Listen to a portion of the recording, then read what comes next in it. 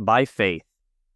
Moses, when he was grown up, refused to be called the son of Pharaoh's daughter, choosing rather to suffer affliction with the people of God than to enjoy the pleasures of sin for a season, esteeming the reproach of Christ greater riches than the treasures in Egypt, for he had respect unto the recompense of the reward.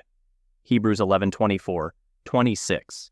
The characters of God's most eminent saints, as drawn and described in the Bible, form a most useful part of Holy Scripture. Abstract doctrines and principles and precepts are all most valuable in their way, but after all, nothing is more helpful than a pattern or example.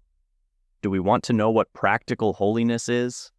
Let us sit down and study the picture of an eminently holy man. I propose to set before my readers the history of a man who lived by faith and left us a pattern of what faith can do in promoting holiness of character. To all who want to know what living by faith means, I offer Moses as an example. The 11th chapter of the Epistle to the Hebrews, from which my text is taken, deserves to be printed in golden letters. I can well believe it must have been most cheering and encouraging to a converted Jew. I suppose no members of the early church found so much difficulty in a profession of Christianity as the Hebrews did. The way was narrow to all, but preeminently so to them. The cross was heavy to all, but surely they had to carry double weight. And this chapter would refresh them like a cordial. It would be as wine to those that be of heavy hearts. Its words would be, pleasant as the honeycomb, sweet to the soul, and health to the bones. Proverbs 31, 6, 16, 24. The 3 verses I'm going to explain are far from being the least interesting in the chapter. Indeed, I think few, if any, have so strong a claim on our attention, and I will explain why I say so. It seems to me that the work of faith, described in the story of Moses, comes home more especially to our own case. The men of God who are named in the former part of the chapter are all examples to us beyond question. But we cannot literally do what most of them did, however much we may drink into their spirit. We are not called upon to offer a literal sacrifice like Abel, or to build a literal ark like Noah, or to leave our country literally and dwell in tents and offer up our Isaac like Abraham. But the faith of Moses comes nearer to us. It seems to operate in a way more familiar to our own experience. It made him take up a line of conduct such as we must sometimes take up ourselves in the present day, each in our own walk of life, if we would be consistent Christians. And for this reason, I think these 3 verses deserve more than ordinary consideration. Now, I have nothing but the simplest things to say about them. I shall only try to show the greatness of the things Moses did and the principle on which he did them. And then, perhaps we shall be better prepared for the practical instruction which the verses appear to hold out to everyone who will receive it. 1. What Moses gave up and refused. Moses gave up 3 things for the sake of his soul. He felt that his soul would not be saved if he kept them. So he gave them up. And in so doing, I say that he made 3 of the greatest sacrifices that man's heart can possibly make. Let us see. 1.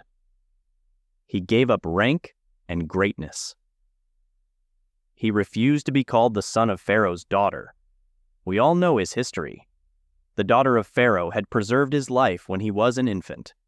She had gone further than that. She had adopted him and educated him as her own son. If some writers of history may be trusted, she was Pharaoh's only child. Some go so far as to say that in the common order of things, Moses would one day have been king of Egypt. That may be or may not, we cannot tell. It is enough for us to know that from his connection with Pharaoh's daughter, Moses might have been, if he had pleased, a very great man.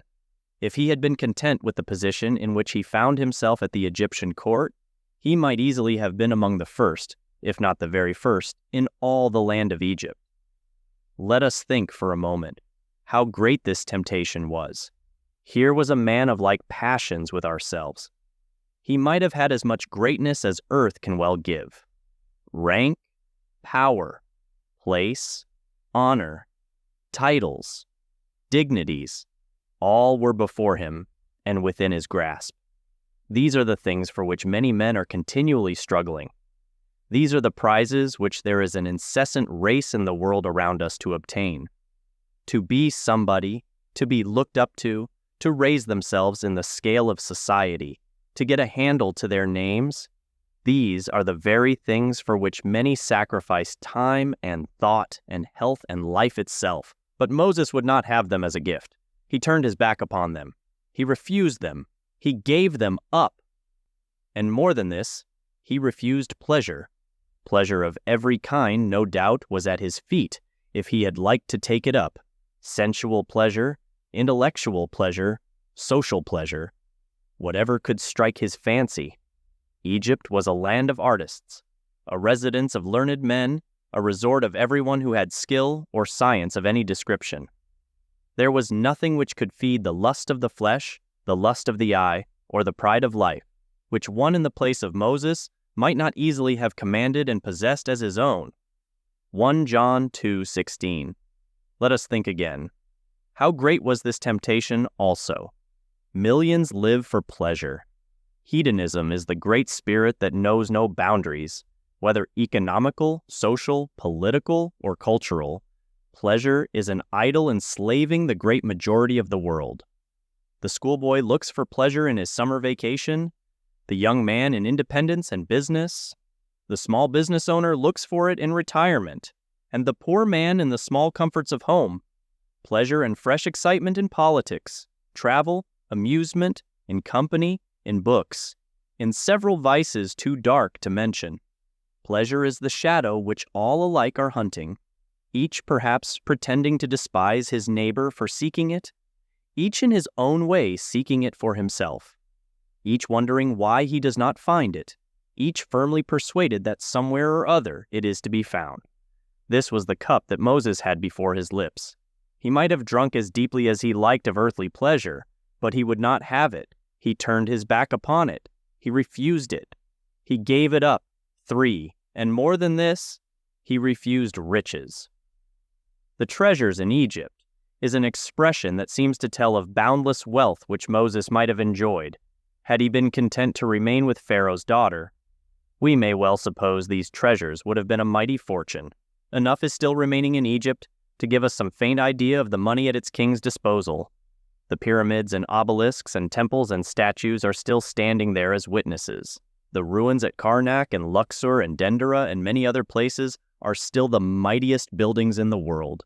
They testify to this day that the man who gave up Egyptian wealth gave up something which even our English minds would find it hard to reckon up and estimate. Let us think once more. How great was this temptation? Let us consider for a moment the power of money, the immense influence that the love of money obtains over men's minds. Let us look around us and observe how men covet it and what amazing pains and trouble they will go through to obtain it. Tell them of an island many thousand miles away where something may be found which may be profitable if imported, and at once a fleet of ships will be sent to get it. Show them a way to make 1% more of their money, and they will reckon you among the wisest of men. They will almost fall down and worship you. To possess money seems to hide defects, to cover over faults, to clothe a man with virtues. People can get over much if you are rich, but here is a man who might have been rich and would not. He would not have Egyptian treasures. He turned his back upon them. He refused them. He gave them up. Such were the things that Moses refused: rank, pleasure, riches, all three at once. Add to all this that he did it deliberately. He did not refuse these things in a hasty fit of youthful excitement. He was 40 years old. He was in the prime of life. He knew what he was about. He was a highly educated man, learned in all the wisdom of the Egyptians. Acts 7:22. He could weigh both sides of the question. Add to it that he did not refuse them because he was obliged to. He was not like the dying man who tells us he craves nothing more in this world. And why? Because he is leaving the world and cannot keep it. He was not like the pauper who makes a merit of necessity and says he does not want riches. And why? Because he cannot get them. He was not like the old man who boasts that, He has laid aside worldly pleasures. And why? Because he is worn out and cannot enjoy them? No. Moses refused what he might have enjoyed. Rank, pleasure, and riches did not leave him, but he left them. And then judge whether I am not right in saying that his was one of the greatest sacrifices mortal man ever made. Others have refused much, but none, I think, so much as Moses. Others have done well in the way of self-sacrifice and self-denial, but he excels them all. 2. What Moses chose. Moses chose 3 things for his soul's sake, and I think his choices are as astonishing as his refusals. The road to salvation led through them, and he followed it. And in so doing, he chose 3 of the last things that man is ever disposed to take up. 1. Moses chose suffering and affliction. He left the ease and comfort of Pharaoh's court, and openly took part with the despised children of Israel. They were an enslaved and persecuted people, an object of distrust, suspicion, and hatred, and anyone who befriended them was sure to taste something of the bitter cup they were daily drinking. To the eye of sense, there seemed no chance of their deliverance from Egyptian bondage. Without a long and doubtful struggle, a settled home and country for them must have appeared a thing never likely to be obtained, however much desired. In fact, if ever a man seemed to be choosing pain, trials, poverty, need, distress, anxiety, perhaps even death, with his eyes open, Moses was that man. Let us think how astonishing was this choice. Flesh and blood naturally shrink from pain. It is in us all to do so. We draw back by a kind of instinct from suffering and avoid it if we can. If 2 courses of action are set before us, which both seem right, we generally take that which is the least disagreeable to flesh and blood. We spend our days in fear and anxiety when we think affliction is coming near us, and use every means to escape it. And when it does come, we often fret and murmur under the burden of it. And if we can only bear it patiently, we count it a great matter. But look here. Here is a man of like passions with ourselves, and he actually chooses affliction. Moses saw the cup of suffering that was before him if he left Pharaoh's court, and he chose it, preferred it, and took it up. 2. But he did more than this. He chose the company of a despised people. He left the society of the great and wise among whom he had been brought up, and joined himself to the despised children of Israel.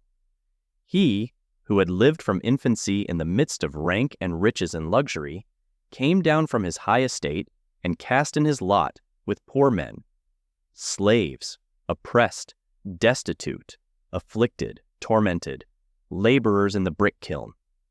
How wonderful, once more, was this choice! Generally speaking, we think it enough to carry our own troubles. We may be sorry for others whose lot is to be poor and despised. We may even try to help them. We may give money to raise them. We may speak for them to those on whom they depend. But here we generally stop. But here is a man who does far more. He not merely feels for despised Israel, but actually goes down to them, adds himself to their society, and lives with them altogether.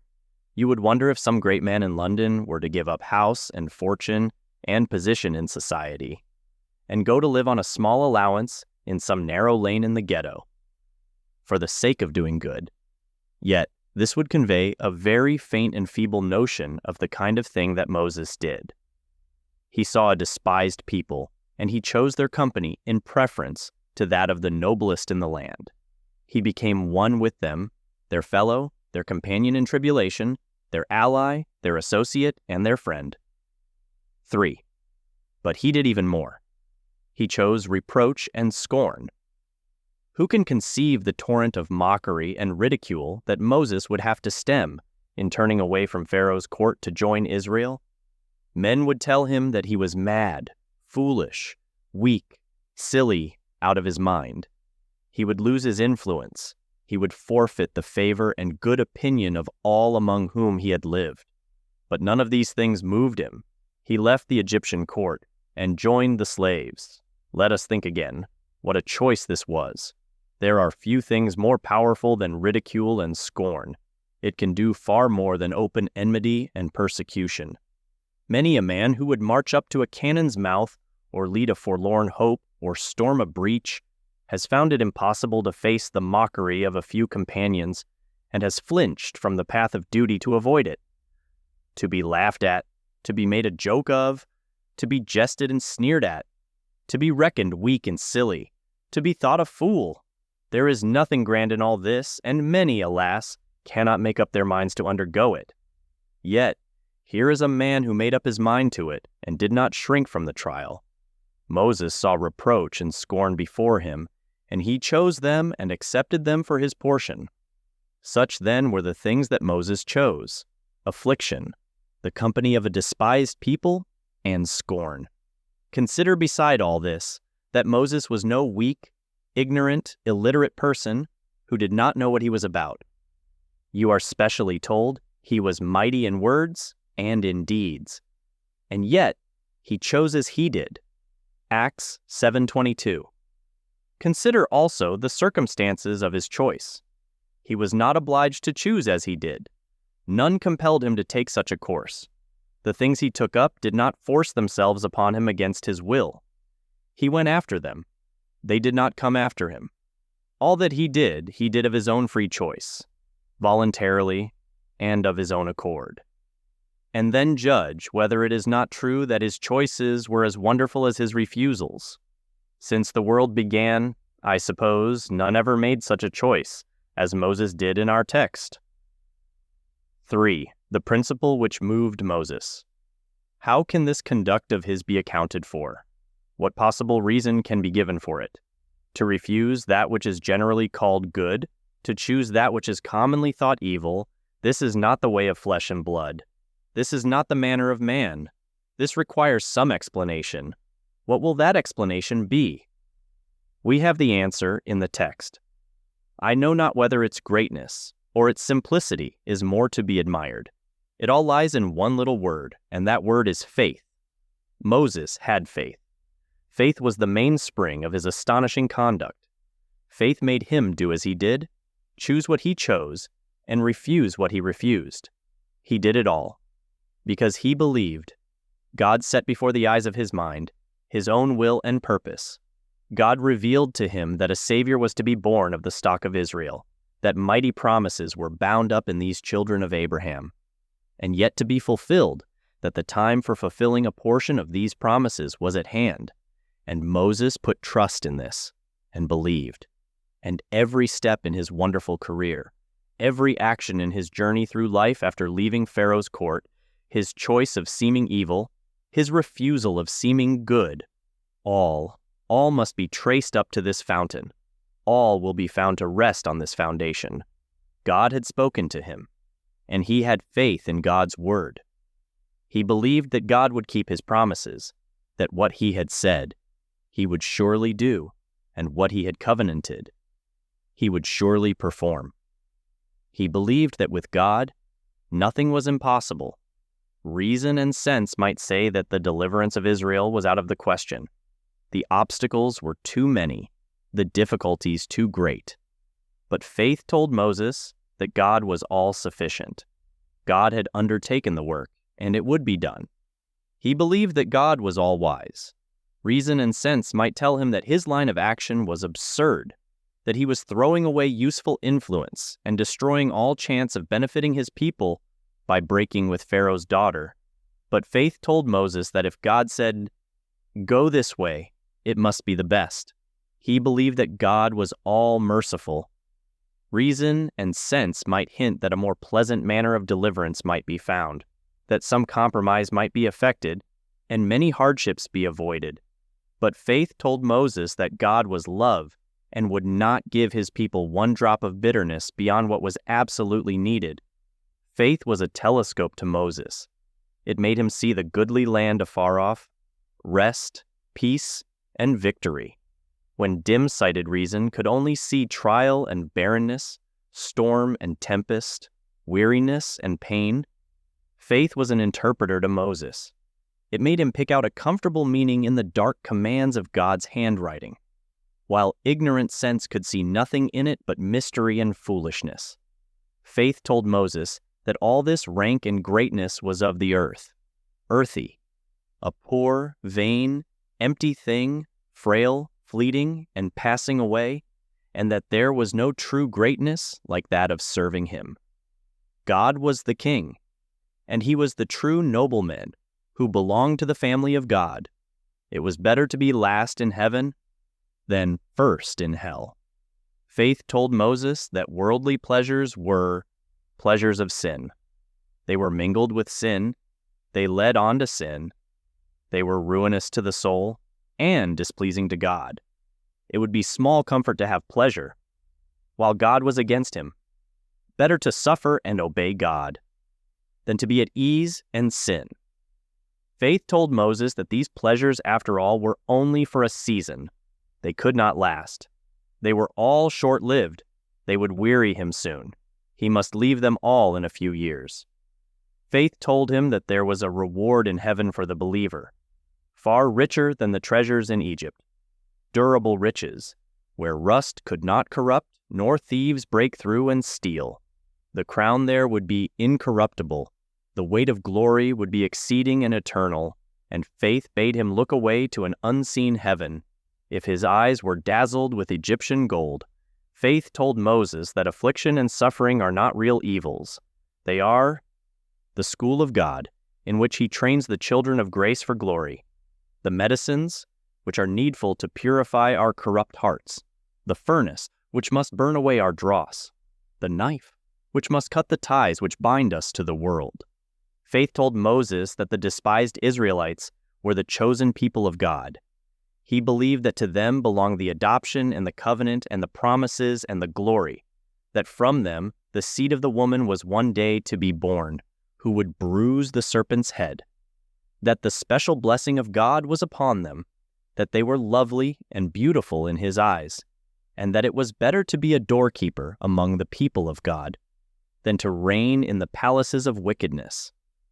Faith told Moses that all the reproach and scorn poured out on him was the reproach of Christ, that it was honorable to be mocked and despised for Christ's sake, that whoever persecuted Christ's people was persecuting Christ himself, and that the day must come when his enemies would bow before him and lick the dust. All this, and much more, of which I cannot speak particularly, Moses saw by faith. These were the things he believed, and believing, he did what he did. He was persuaded of them, and embraced them. He reckoned them as certainties. He regarded them as substantial verities. He counted them as sure as if he had seen them with his own eyes. He acted on them as realities, and this made him the man that he was. He had faith. He believed. Do not marvel that he refused greatness, riches, and pleasure. He looked far forward. He saw with the eye of faith, kingdoms crumbling into dust, riches making to themselves wings and fleeing away, pleasures leading on to death and judgment, and Christ alone and his little flock enduring forever. Wonder not that he chose affliction, a despised people and reproach. He beheld things below the surface. He saw with the eye of faith, affliction lasting but for a moment, reproach rolled away, and ending in everlasting honor, and the despised people of God reigning as kings with Christ in glory. And was he not right? Does he not speak to us though dead, this very day? The name of Pharaoh's daughter has perished, or at any rate is extremely doubtful. The city where Pharaoh reigned is not known. The treasures in Egypt are gone. But the name of Moses is known wherever the Bible is read, and is still a standing witness that whoever lives by faith, happy is he. 4. Some practical lessons. What has all this to do with us? Some will say. We do not live in Egypt. We have seen no miracles. We are not Israelites. We are weary of the subject. Yet our subject is a considerable and weighty one, which we should not easily dismiss. It is particularly relevant to anyone desiring salvation for many reasons. 1. If you would ever be saved, you must make the choice that Moses made. You must choose God before the world. Mark well what I say. Do not overlook this, though all the rest is forgotten. I do not say that the statesman must throw away his office and the rich man forsake his property. Let no one imagine that I mean this. But I say, if a man would be saved, whatever be his rank in life, he must be prepared for tribulation. he must make up his mind to choose much which seems evil, and to give up and refuse much which seems good. I dare say this sounds like strange language to some who read these pages. I well know you may have a certain form of religion and find no trouble in your way. There is a common worldly kind of Christianity in this day, which many have. A cheap Christianity, which offends nobody, which requires no sacrifice, which costs nothing, and is worth nothing. I am not speaking of religion of this kind, but if you really are in earnest about your soul, if your religion is something more than a mere fashionable Sunday cloak, if you are determined to live by the Bible, if you are resolved to be a New Testament Christian, then you will soon find that you must carry a cross. You must endure hard things. You must suffer in behalf of your soul, as Moses did, or you cannot be saved. The world in the 19th century is what it always was. The hearts of men are still the same. The offense of the cross has not ceased. God's true people are still a despised little flock. True evangelical religion still brings with it reproach and scorn. A real servant of God will still be thought an enthusiast and a fool by many. But the matter comes to this. Do you wish your soul to be saved? Then remember, you must choose whom you will serve. You cannot serve both God and mammon. You cannot be on two sides at once. You cannot be a friend of Christ and a friend of the world at the same time. You must come out from the children of this world and be separate. You must put up with much ridicule, trouble, and opposition, or you will be lost forever. You must be willing to think and do things which the world considers foolish, and to hold opinions which are held by only a few.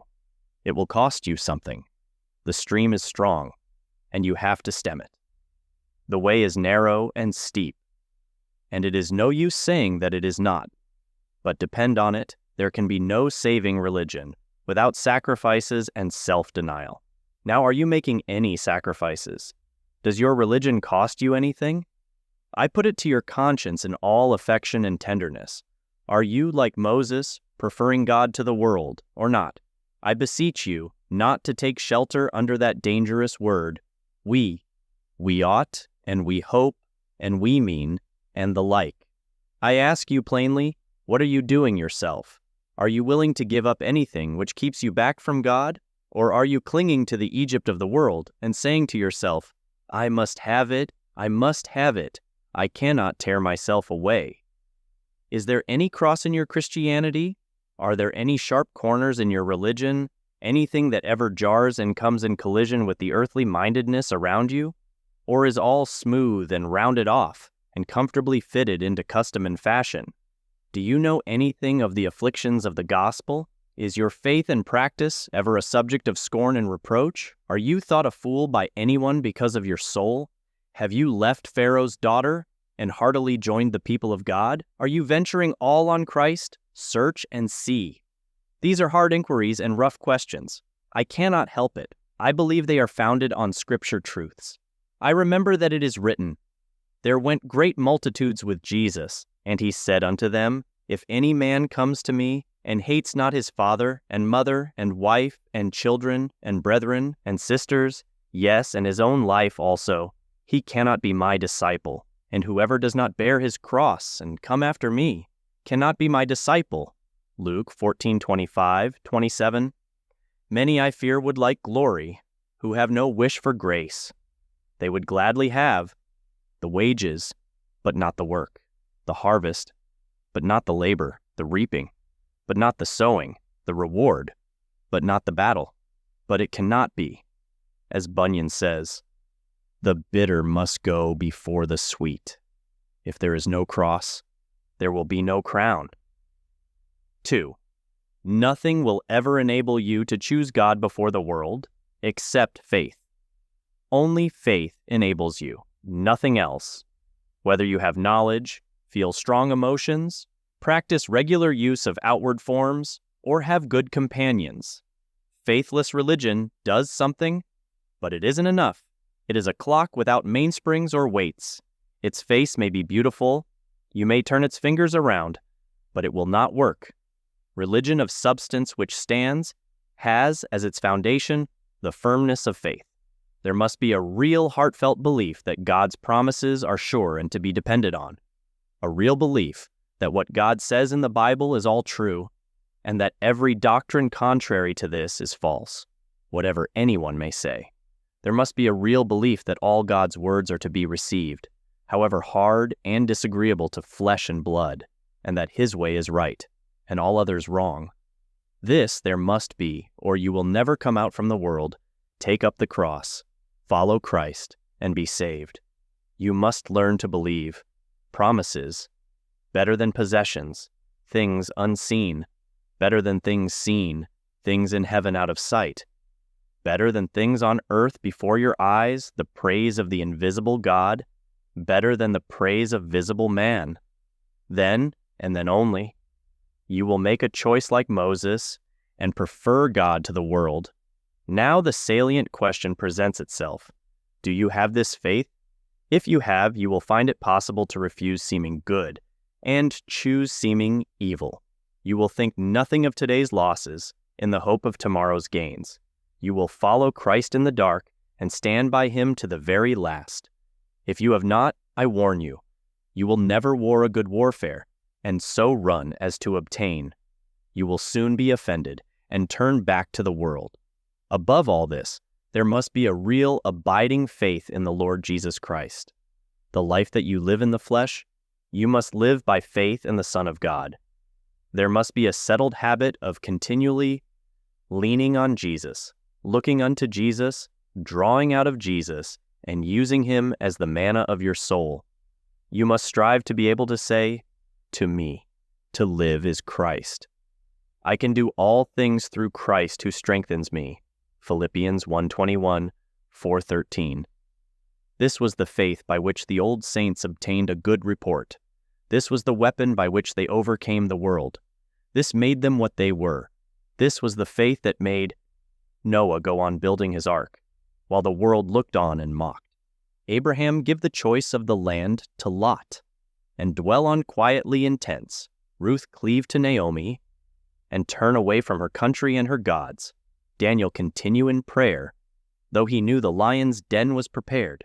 The 3 Hebrew children refused to worship idols, though the fiery furnace was before their eyes. And Moses forsake Egypt, not fearing the wrath of Pharaoh. All these acted as they did, because they believed. They saw the difficulties and troubles of this course, but they saw Jesus by faith and above them all, and they pressed on. Well, may the Apostle Peter speak of faith as precious faith. 2 Peter 1:1. 3. The true reason why so many are worldly and ungodly people is that they have no faith. We must be aware that multitudes of professing Christians would never think for a moment of doing as Moses did. It is useless to speak smooth things and shut our eyes to the facts.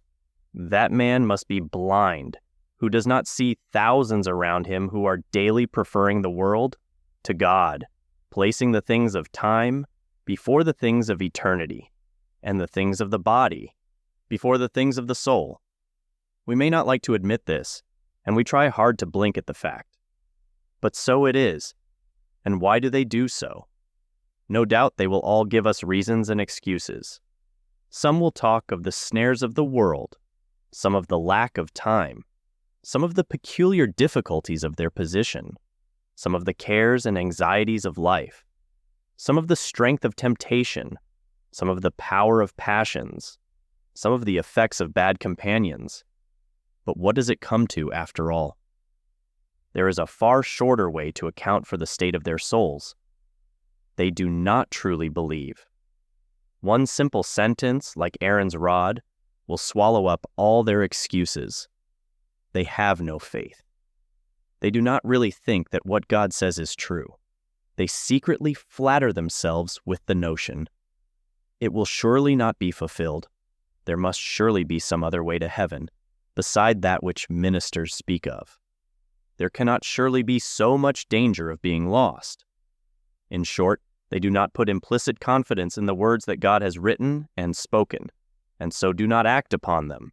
They do not thoroughly believe in hell, and so do not flee from it, nor heaven, and so do not seek it, nor the guilt of sin, and so do not turn from it, nor the holiness of God, and so do not fear Him, nor their need of Christ. and so do not trust in him nor love him. They do not feel confidence in God, and so venture nothing for him. Like the boy Passion, in Pilgrim's Progress, they must have their good things now. They do not trust God, and so they cannot wait. Now, how is it with ourselves? Do we believe all of the Bible? Let us ask ourselves that question. Depend on it. It is a much greater thing to believe all the Bible than many suppose. Happy is the man who can lay his hand on his heart and say, I am a believer. We talk of infidels sometimes as if they were the rarest people in the world. And I grant that open avowed infidelity is happily not very common now. But there is a vast amount of practical infidelity around us, for all that, which is as dangerous in the end as the principles of Voltaire and Paine. There are many who Sunday after Sunday repeat the creed, and make a point of declaring their belief in all that the creed contained. And yet, these very people will live all the week as if Christ had never died, and as if there were no judgment, and no resurrection of the dead, and no life everlasting at all. There are many who will say, "Oh, we know it all," when spoken to about eternal things and the value of their souls, and yet their lives show plainly they know nothing as they ought to know, and the saddest part of their state is that they think they do. It is in dreadful truth, and worthy of all consideration, that Bible knowledge not acted upon is not merely useless and unprofitable. It is much worse than that. It will add to our condemnation and increase our guilt in the judgment day. A faith that does not influence a man's practice is not worthy of the name. There are only two classes in the Church of Christ, those who believe and those who do not. The difference between the true Christian and the mere outward professor just lies in one word. The true Christian is like Moses. He has faith. The mere outward professor has none. The true Christian believes, and therefore lives as he does. The mere professor does not believe, and therefore is what he is. Oh, where is our faith? Let us not be faithless, but believing. 4. The true secret of doing great things for God is to have great faith. I believe that we are all apt to err on this point. We think too much and talk too much about graces and gifts and attainments, and do not sufficiently remember that faith is the root and mother of them all. In walking with God, a man will go just as far as he believes and no further. His life will always be proportioned to his faith. His peace, his patience, his courage, his zeal, his works, all will be according to his faith. You read the lives of eminent Christians, of such men as Wesley or Whitefield or Venn or Martin or Bickersteth or Simeon or McChain, and you are disposed to say, what wonderful gifts and graces these men had. I answer, you should rather give honor to the Mother Grace which God puts forward in the 11th chapter of the Epistle to the Hebrews. You should give honor to their faith. Depend on it. Faith was the mainspring in the character of each and all. I can imagine someone saying, they were so prayerful that made them what they were. I answer, why did they pray much? Simply because they had much faith. What is prayer? But faith speaking to God? Another perhaps will say, they were so diligent and laborious. That accounts for their success. I answer, why were they so diligent? Simply because they had faith. What is Christian diligence? But faith at work? Another will tell me they were so bold that rendered them so useful. I answer, why were they so bold? Simply because they had much faith. What is Christian boldness? But faith honestly doing its duty. And another will cry, it was their holiness and spirituality. That gave them their weight. For the last time I answer, what made them holy? Nothing but a living, realizing spirit of faith. What is holiness? But faith visible and faith incarnate? If you would be like Moses, making it as clear as noonday that you have chosen God before the world, what does Christ ask of you? Would you bring forth an abundance of fruit? Do you want to be eminently holy and useful? I dare to be sure that every believer would reply with a resounding, yes, this is my desire. Then take the advice I give you this day. Go and cry to the Lord Jesus Christ, as the disciples did, "Lord, increase our faith." Faith is the root of a real Christian's character. Let your root be right, and your fruit will soon abound. Your spiritual prosperity will always be according to your faith. He who believes shall not only be saved, but shall never thirst, shall overcome, shall be established, shall walk firmly on the waters of this world, and shall do great works. Reader, if you believe the things contained in this paper and desire to be a thoroughly holy man, begin to act on your faith. Take Moses for your example. Walk in his steps. Go and do likewise.